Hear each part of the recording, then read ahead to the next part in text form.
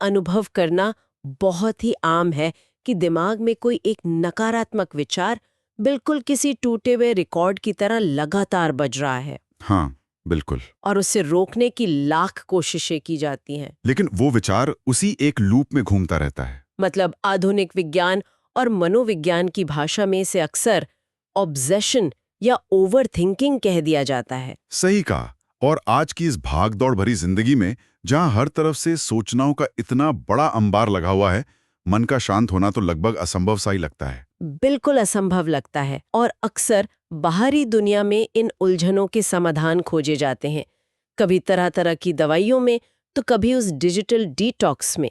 लेकिन असल में हाँ, वही मैं कह रही थी कि क्या होगा अगर इस अंतहीन मानसिक लूप को तोड़ने का सबसे सटीक और वैज्ञानिक तरीका हमारे अपने मन की गहराइयों में ही छिपा हो। और एक प्राचीन ध्वनि विज्ञान में छिपा हो। बिल्कुल, एकदम सही। तो आज की इस गहन चर्चा का विषय बिल्कुल यही है, मानव मन और गायत्री मंत्र के बीच का सीधा, तार्किक और पूरी तरह से वैज्ञानिक संबंध। ये एक बहुत ही शानदार विषय है। हाँ, और ये स्पष्ट करना बहुत जरूरी है कि आज के इस पूरे विश्लेषण का एकमात्र आधार अनीता अरविंद सराफ द्वारा रचित गायत्री चैतन्य है। इस चर्चा का उद्देश्य केवल किन्हीं धार्मिक विश्वासों को दोहराना नहीं है। नहीं नहीं, बिल्कुल नहीं, बल्कि इसे एक मानसिक अनुशासन और एक बहुत ही सटीक मेंटल हाइजीन सिस्टम के रूप में समझना है। मैं तो इस विषय को लेकर सच में बहुत उत्साहित हूँ।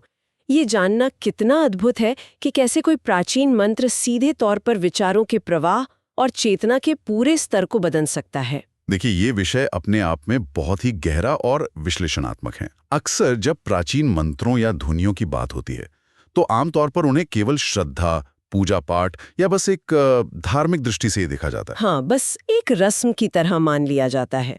बिल्कुल। लेकिन गायत्री चैतन्य में जो विश्लेषण प्रस्तुत किया गया है वो पूरी तरह से एक अलग दृष्टिकोण सामने रखता है। अच्छा। हाँ, ये बहुत ही तार्किक तरीके से स्पष्ट करता है कि कैसे एक विशिष्ट ध्वनि और उसका गहरा अर्थ हमारे मन, हमारी इंद्रियों और यहाँ तक कि हमारी चेतना पर मनोवैज्ञानिक प्रभाव डालता है। मतलब ये कोई अमूर्त या अस्पष्ट रहस्यवाद नहीं है। एकदम नहीं।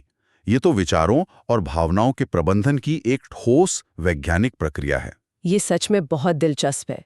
ये सिर्फ कुछ शब्दों को बार बार रटने की बात नहीं लगती, बल्कि ये तो पूरी एक व्यवस्था है, एक पूर्ण प्रणाली है। हाँ। लेकिन यहाँ एक बहुत ही स्वाभाविक शंका उठती है। मतलब क्या केवल कुछ ध्वनियों का उच्चारण करने भर से इंसान इतनी गहरी मनोवैज्ञानिक समस्याओं से बाहर आ सकता है? ये सवाल उठना बहुत लाजमी है। क्योंकि ये सुनने में थोड़ा अविश्वसनीय लगता है।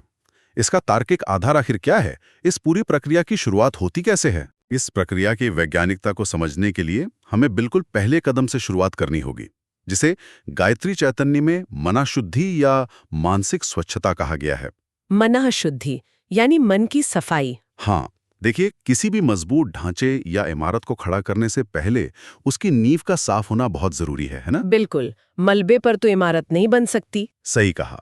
तो जब इस मंत्र के अभ्यास से मनःशुद्धि की शुरुआत होती है तो इसका सबसे पहला और सबसे त्वरित प्रभाव मन में एक अपूर्व शांति के रूप में देखने को मिलता है। अरे वाह! और ये शांति कोई बस दार्शनिक विचार नहीं है, ये असल में मनोक्षोभ को नष्ट करने की एक प्रक्रिया है। मनोक्षोभ, इसे थोड़ा आसान भाषा में कैसे समझेंगे? मनोक्षोभ का सीधा अर्थ है मन के भीतर चल रही वो लगातार उथल-पुथल, वो मानसिक कोलाहल और गहरी चिंता जो न तो इंसान को टिक कर बैठने देती है और न ही चैन से सोने देती है। मतलब अगर इसे आज के आधुनिक संदर्भ में देखा जाए तो यह हमारे फोन या कंप्यूटर की रैम को क्लियर करने जैसा है। बिल्कुल सटीक उदाहरण है। दिन भर की भाग-दौड़ और तनाव से इंसान के दिमाग में न जाने कितने बैकग्राउंड ऐप्स खुले रहते हैं जो हमारी सारी मानसिक ऊर्जा को बस सोखते रहते हैं और बैटरी खत्म करते रहते हैं। हाँ, और जब उस रैम को क्लियर किया जाता है तो सिस्टम की प्रोसेसिंग स्पीड अचानक से बढ़ जाती है और उसका हैंग होना बंद हो जाता है। एकदम सही।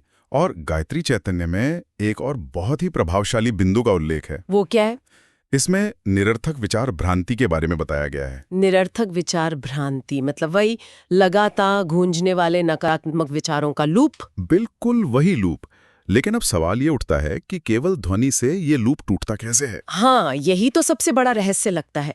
ध्वनि ऐसा क्या करती है? इस भ्रांति से मुक्ति पाने की प्रक्रिया को समझने के लिए गायत्री चैतन्य में एक बहुत ही सुंदर और सटीक रूपक का उपयोग किया गया है, सूक्ष्म अग्नि। सूक्ष्म अग्नि मतलब एक हल्की सी आग। हाँ, लेकिन ये समझना बहुत जरूरी है कि ये कोई भौतिक आग नहीं है। हाँ, जाहिर है। जब इस मंत्र का सही तरीके से अभ्यास किया जाता है तो भीतर इस सूक्ष्म अग्नि का निर्माण होता है।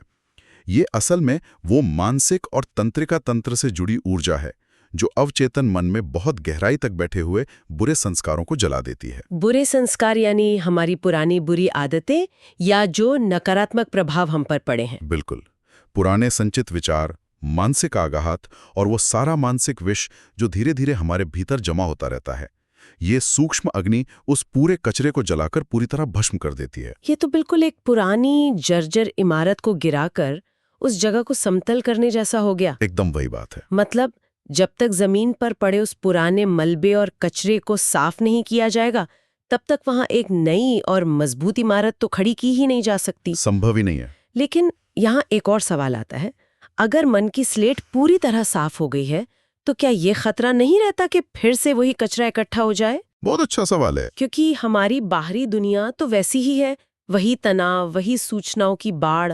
तो इस नई खाली और साफ जगह को सुरक्षित कैसे रखा जाता है?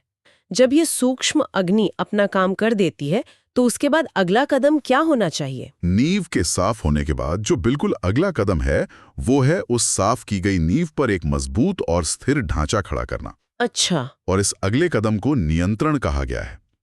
देखिए, केवल कचरा निकाल देना ही पर्याप्त नहीं है, मन को फिर से उसी कचरे को इकट्ठा करने से रोकना भी उतना ही आवश्यक है। ये तो बहुत ही तार्किक बात है।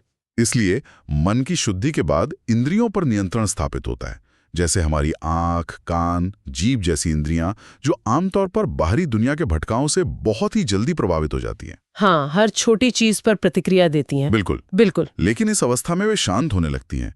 वे बाहरी प्रलोभनों या उत्तेजनाओं के प्रति अपनी जो स्वाभाविक प्रतिक्रिया है उसे संयमित कर लेती हैं। मतलब भावनाओं में एक स्थिरता आने लगती है। हाँ, एक अद्भुत स्थिरता। और मन में उठने वाले जो उद्वेग हैं, यानी बहुत अधिक उत्तेजना या उन्माद की स्थिति, वे पूरी तरह शांत होने लगते हैं। लेकिन यहाँ एक बहुत ही बारीक लाइन है जिसे समझना जरूरी है। कैसी लाइन? क्या ये नियंत्रण सिर्फ विचारों को जबरदस्ती दबाने यानी सप्रेशन के बारे में है? नहीं। क्योंकि आधुनिक मनोविज्ञान तो साफ कहता है कि विचारों या भावनाओं को दबाना अंततः बहुत नुकसानदेह ही होता है। वे बाद में किसी और रूप में या किसी बीमारी के रूप में बाहर आते हैं। बिल्कुल, मनोविज्ञान सही कहता है। तो क्या ये केवल एक स्थिर भावनात्मक आधार बनाने के बारे में है या ये इच्छाओं का गला घोटने की बात है? ये अंतर समझना इस पूरी चर्चा का मैं कहूंगा सबसे अहम हिस्सा है।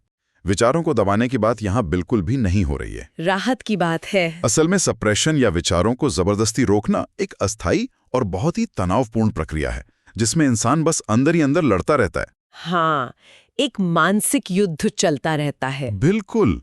लेकिन यहाँ जिस नियंत्रण की बात की जा रही है वो एक सहज अनुशासन है। जरा सोचिए, जब सूक्ष्म अग्नि द्वारा मानसिक विष और वे नकारात्मक संस्कार पहले ही भस्म हो चुके हैं तो दबाने के लिए कुछ बचता ही नहीं है। अरे, ये तो बहुत ही गहरा विचार है। मतलब जब जड़ ही नहीं रही तो पेड़ कैसा? एकदम सही। इच्छाओं की वो जड़ ही सूख चुकी होती है जो भटकाव पैदा करती है। जो शेष रहता है वो है एक अत्यंत पारदर्शी, स्थिर और संतुलित भावनात्मक आधार, जहां व्यक्ति अपनी इंद्रियों का दास नहीं रहता। बिल्कुल, वो बिना किसी मानसिक संघर्ष के उनका स्वामी बन जाता है। ये स्पष्टता वाकई बहुत जरूरी थी। ये कोई संघर्ष की नहीं बल्कि स्वाभाविक शांति की अवस्था है। हाँ, बिल्कुल स्वाभाविक। लेकिन यह भौतिक रूप से कैसे संभव होता है? मतलब गायत्री चैतन्य इस बारे में क्या कहता है कि यह ध्वनि हमारे शरीर और दिमाग के भीतर काम कैसे करती है? इसी को तो हम असल विज्ञान कहते हैं। हाँ, क्योंकि इसे अक्सर sound engineering for the mind की तरह देखा जाता है। तो क्या इसमें कोई शारीरिक या न्यूरोलॉजिकल पहलू भी शामिल है? बिल्कुल शामिल है। और यहीं पर यह विश्लेषण सबसे अधिक वैज्ञानिक हो जाता है। देखिए, जब इस मंत्र का उच्चारण किया जाता है तो इसकी शुरुआत ओंकार यानी ओम से होती है। हाँ, ओम से शुरुआत होती है। गायत्री चैतन्य में बहुत स्पष्ट रूप से बताया गया है कि ये उच्चारण केवल होठों तक सीमित नहीं रहता। तो ये कहाँ तक जाता है? ये कंपन होंठ, जीभ, तालू, गले और सिर के पिछले हिस्से तक गूंजता है। ये कोई साधारण घटना नहीं है। अच्छा, तो ये एक पूरा शारीरिक कंपन है। बिल्कुल, जब हम इन विशिष्ट ध्वनियों का उच्चारण करते हैं तो ये कंपन सीधे हमारे वेगस नर्व को उत्तेजित करता है। वेगस नर्व, जो हमारे नर्वस सिस्टम का एक बहुत अहम हिस्सा है। हाँ, वेगस नर्व सीधे हमारे पैरासिम्पैथेटिक नर्वस सिस्टम से जुड़ी होती है, जो शरीर और दिमाग को रिलैक्स और डाइजेस्ट यानी रेस्ट एंड डाइजेस्ट का संकेत देती है। अरे वाह! तो यही वो वैज्ञानिक कारण है जिससे मानसिक उथल-पुथल अचानक से शांत हो जाती है। बिल्कुल, और सिर्फ इतना ही नहीं, जब मंत्र के वर्ण, स्वर, मात्रा और बल का सही संयोजन होता है। यानी अक्षरों का बिल्कुल सही उच्चारण और सही ऊर्जा। हाँ, तो ये संयोजन मस्तिष्क की तरंगों को सीधे अल्फा या थीटा स्टेट में ले जाने का काम करता है।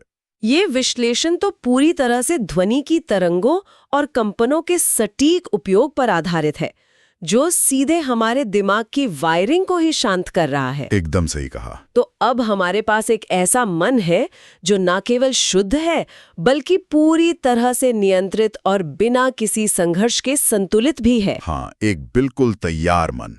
अब जब मन से सारा कचरा निकल गया और एक मजबूत नियंत्रण स्थापित हो गया, तो जाहिर है कि अब वो कुछ नया और बड़ा करने के लिए तैयार है। उस खाली जगह को भरना भी तो होगा। बिल्कुल भरना होगा। गायत्री चैतन्य में इस अगली अवस्था को क्या नाम दिया गया है? इस अगली अवस्था को विकास कहा गया है। विकास यानी ग्रोथ। हाँ, जब मन पूरी तरह से शुद्ध और नियंत्रित हो जाता है तो उसमें नई शक्तियों को ग्रहण करने की अपार क्षमता आ जाती है। किस तरह की शक्तियां? गायत्री चैतन्य स्पष्ट करता है कि इस अवस्था में 3 बिल्कुल नई और अत्यंत शक्तिशाली क्षमताएं जागृत होती हैं। ये 3 शक्तियां हैं प्रज्ञा, मेधा और धारणा। प्रज्ञा, मेधा और धारणा, इनका असल जीवन में क्या मतलब है? देखिए, प्रज्ञा का अर्थ है सही और सटीक निर्णय लेने की क्षमता, यानी सही और गलत के बीच का फर्क समझना। हाँ, ये वह गहरा विवेक है जो जीवन की जटिल परिस्थितियों में भी सत्य और असत्य के बीच स्पष्ट भेद कर सकता है। और मेधा?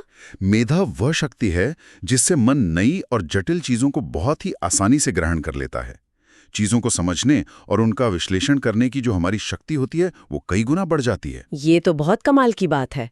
और तीसरी शक्ति जो आपने बताई, धारणा। धारणा का अर्थ है स्मरण शक्ति, यानी अपनी स्मृति को लंबे समय तक सुरक्षित और बिल्कुल स्पष्ट रखने की क्षमता। यह बिंदु तो इस बात को पूरी तरह से नकार देता है कि मंत्रों का संबंध केवल अध्यात्म या बस किसी एकांत गुफा में बैठकर ध्यान करने से है। बिल्कुल नकारता है। मतलब प्रज्ञा, मेधा और धारणा, ये तीनों चीजें तो दैनिक जीवन, मानसिक स्वास्थ्य और यहाँ तक कि आधुनिक व्यापारिक दुनिया या किसी भी करियर के लिए बेहद उपयोगी हैं। बहुत ज्यादा उपयोगी हैं। जरा कल्पना की जाए कि अगर किसी के पास बिल्कुल सटीक निर्णय लेने की क्षमता हो, जटिल से जटिल डेटा या परिस्थितियों को तुरंत समझने की ताकत हो और एक अचूक स्मरण शक्ति हो, तो रोजमर्रा के चुनौतियां तो बहुत छोटी लगने लगेंगी। बिल्कुल सही कहा।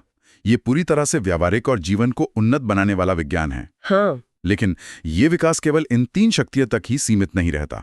अच्छा, इसके आगे भी कुछ है? हाँ, गायत्री चैतन्य इस विकास की चरम सीमा को समाधि का नाम देता है। समाधि इस पूरी मानसिक यात्रा का सर्वोच्च शिखर है। समाधि?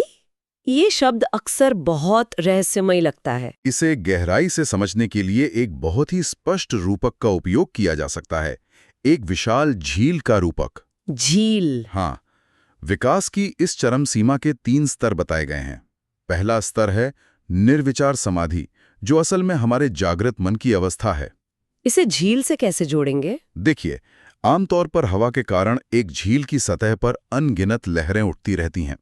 हमारे जागृत मन में लगातार चलने वाले विचार बिल्कुल इन्हीं लहरों की तरह हैं। हाँ, जो सतह पर हलचल मचाते रहते हैं। बिल्कुल।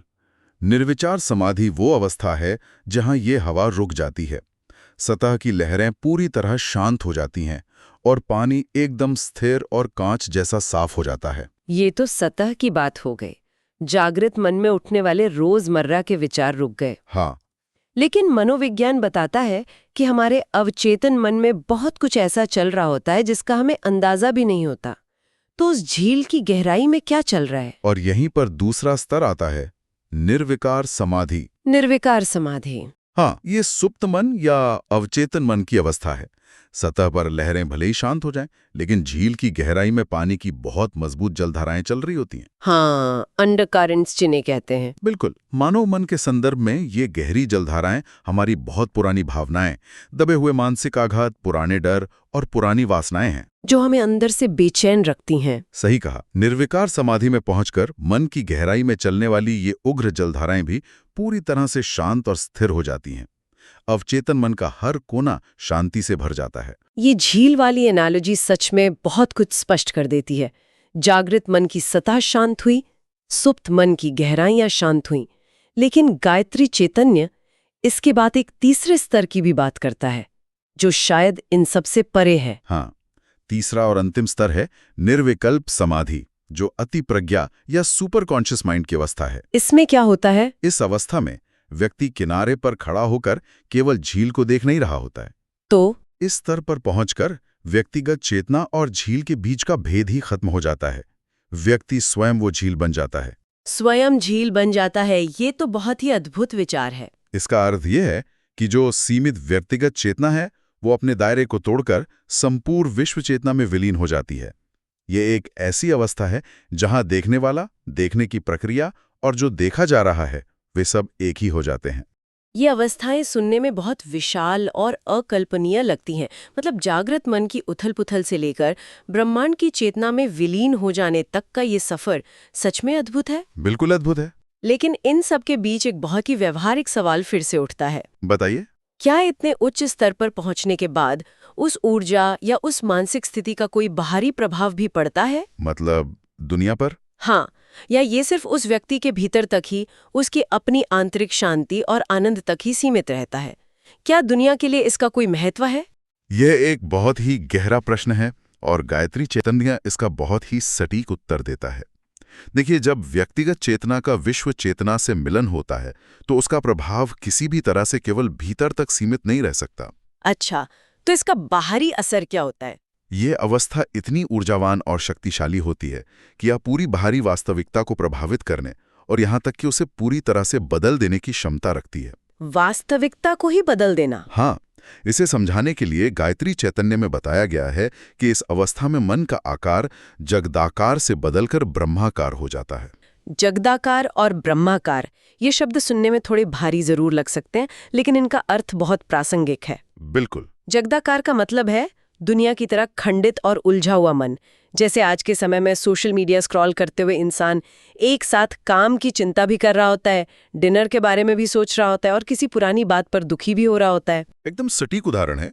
ये एक टुकड़ों में बटा हुआ मन है। हाँ, लेकिन ब्रह्माकार का मतलब है मूलभूत और अखंड सत्य का आकार। हाँ, वो अवस्था जहाँ कोई विभाजन नहीं है, एक लेजर जैसी एकाग्रता है, बस एक संपूर्णता है। और जब मन इस ब्रह्माकार अवस्था में पहुंचता है, तो उसकी शक्ति की क्या स्थिति होती है? उसकी शक्ति की कोई सीमा ही नहीं रहती। गायत्री चैतन्य में इस असीम मानसिक शक्ति का एक बहुत ही ऐतिहासिक और प्रतीकात्मक उदाहरण दिया गया है। कौन सा उदाहरण? ऋषि विश्वामित्र का उदाहरण। बताया जाता है कि ऋषि विश्वामित्र ने इसी मानसिक शक्ति, एकाग्रता और तप के चरम पर पहुंचकर एक पूरी समानांतर सृष्टि की रचना कर दी थी। अरे वाह! और ये उदाहरण केवल एक पौराणिक कथा तक सीमित नहीं है, बल्कि ये इस बात का प्रतीक है कि जब मन ब्रह्माकार हो जाता है, तो उसमें असीम सृजनात्मक शक्ति आ जाती है।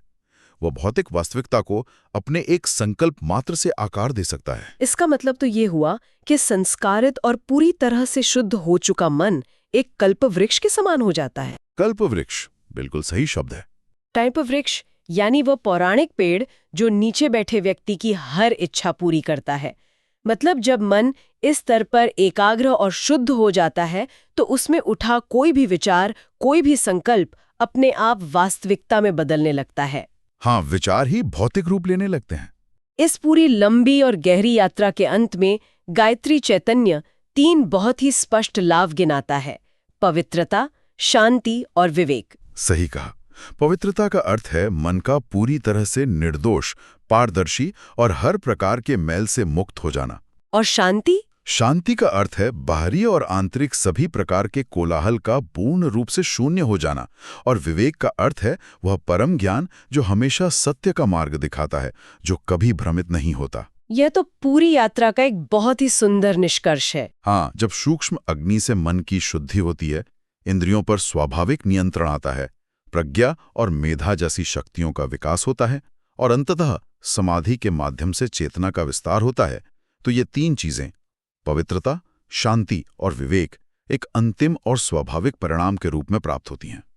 ये पूरी यात्रा सचमुच एक बुनियादी मानसिक स्वच्छता से शुरू होकर विश्व चेतना के शिखर तक पहुंचती है। बिल्कुल। जो बात एक छोटी सी सूक्ष्म अग्नि से शुरू हुई थी, वह मन को एक असीम कल्प वृक्ष बनाने पर जाकर पूरी होती है, जहां इंसान एक बिखरे हुए तनावग्रस्त मन से उठकर ब्रह्मांड की सबसे बड़ी रचनात्मक शक्ति बन जाता है। इस पूरी चर्चा ने सच में ये सोचने पर मजबूर कर दिया है कि मानव मस्तिष्क और चेतना के भीतर कितनी असीम संभावनाएं छिपी हैं, जिन्हें अक्सर नजरअंदाज ही कर दिया जाता है। हाँ, हम बाहरी दुनिया में ही उलझे रहते। बिल्कुल। अगर एक शुद्ध और पूरी तरह से एकाग्र मन वास्तव में एक कल्प वृक्ष बन जाता है, तो हमारी आंतरिक मानसिक स्थिति और हमारे द्वारा अनुभव की जाने वाली बाहरी वास्तविकता के बीच वास्तव में क्या संबंध है? यह एक बहुत बड़ा सवाल है। एक चंचल, डरे हुए और उलझे हुए मन द्वारा रची गई दुनिया और एक पूरी तरह से शुद्ध एकाग्र मन द्वारा देखी और बनाई गई दुनिया में कितना बड़ा अंतर हो सकता है? क्या इंसान अपनी बाहरी दुनिया को बदलने की कोशिश में व्यर्थ ही उलझा हुआ है, जबकि असली बदलाव की कुंजी उसके अपने भीतर, उसके मन की शुद्धि में छिपी है? निश्चित रूप से ये एक ऐसा गहरा विचार है जिस पर सबको चिंतन करना चाहिए। बिल्कुल, ये एक ऐसा विचार है जिसे आसानी से भुलाया नहीं जा सकता।